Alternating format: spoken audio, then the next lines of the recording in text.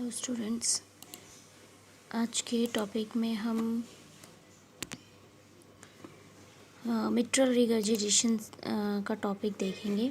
ठीक है, तो जो मिट्रल रिगर्जिटेशन आपका सिलेबस में है, मिट्रल स्टेनोसिस हमने पढ़ लिया था।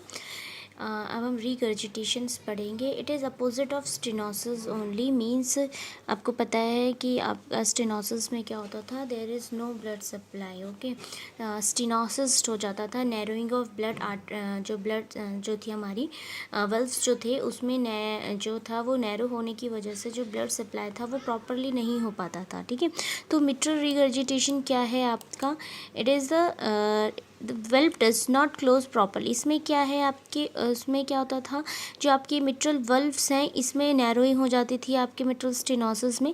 लेकिन जो मिट्रल रिगर्जिटेशन है इसमें जो ब्लड है आपका वो क्या होगा, आपका फ्रॉम द आपके ब्लड जो होगा लेफ़्ट एट्रियम से आपके लेफ़्ट वेंट्रिकल में आता है। लेकिन इसमें मिट्रल रिगर्जिटेशन में क्या होगा, आपका जो ब्लड होगा वो आपके लेफ़्ट वेंट्रिकल से लेफ़्ट एट्रियम में रिगर्जिटेट हो जाएगा, यानी कि जो होगा आपका वापस बैकफ्लो होगा। इसमें आपके रिगर्जिटेशन, मिट्रल रिगर्जिटेशन बोलते हैं इसको।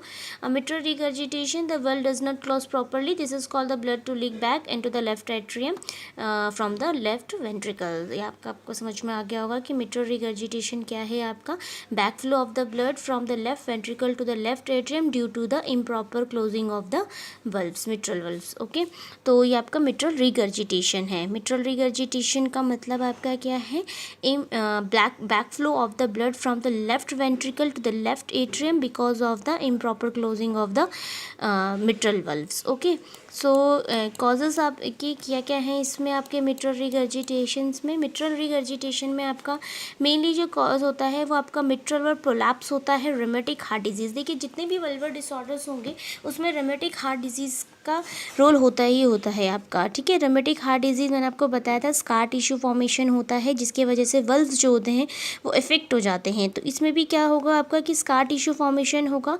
स्कार टिश्यू फॉर्मेशन होने की वजह से जो वल्व्स होंगे आपके वो प्रॉपरली क्लोज नहीं हो पाएंगे। उसी की वजह से जो आपका सप्लाई है, जो आपका ब्लड सप्लाई है, जो ब्लड जो है वो बैकफ्लो हो जाएगा। ठीक है, तो आपका है मिट्रल वल्व प्रोलैप्स, जो वल्व्स हैं वो भी प्रोलैप्स हो जाएंगे, उसकी वजह से भी हो सकता है आपका मिट्रल रिगर्जिटेशन।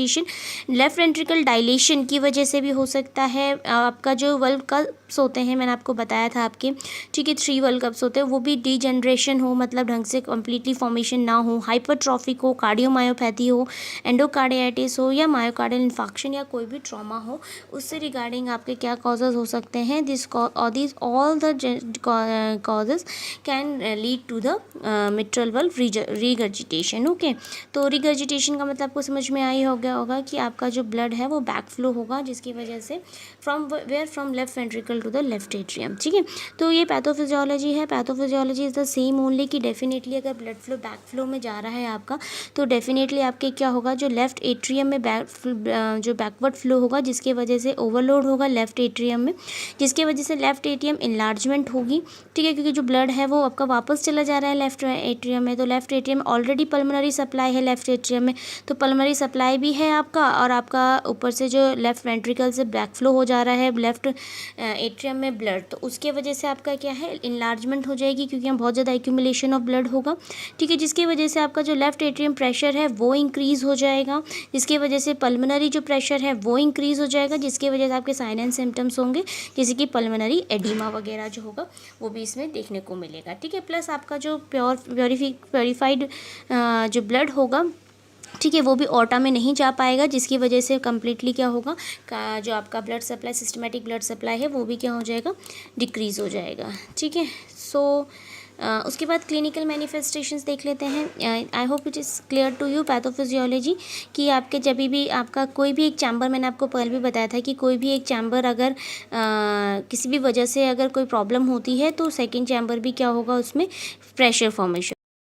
ठीक है, so this is the pathophysiology कि आपके लेफ़्ट वेंट्रिकल से लेफ़्ट एट्रियम में ब्लड फ्लो बैकफ्लो होने की वजह से लेफ़्ट एट्रियम का प्रेशर इंक्रीज़ हो जाता है because of the overload, and that's why वहाँ पे क्या होता है, आपका पल्मोनरी प्रेशर भी इंक्रीज़ हो जाता है, जिसकी वजह से साइन एंड सिम्टम्स शो होते हैं, that is the pulmonary oedema.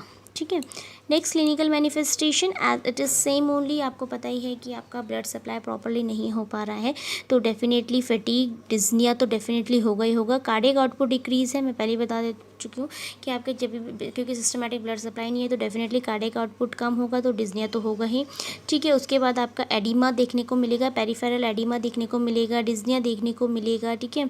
उसके बाद आपका क्या है, जो आपके पल्मोनरी एडिमा देखने को मिलता है, ठीक है। तो आपके जो पेरिफेरल एक्सट्रीमिटीज़ होते हैं वो आपके क्या होने लग जाते हैं, ठंडे हो जाते हैं, ठीक है। तो this is all the clinical manifestation, you can easily write all the things here, ठीक है। तो this is the all the mitral regurgitation, important topic है, मैं एज सच पूछा नहीं जाएगा but you should know what is mitral stenosis, what is mitral regurgitation, ठीक है।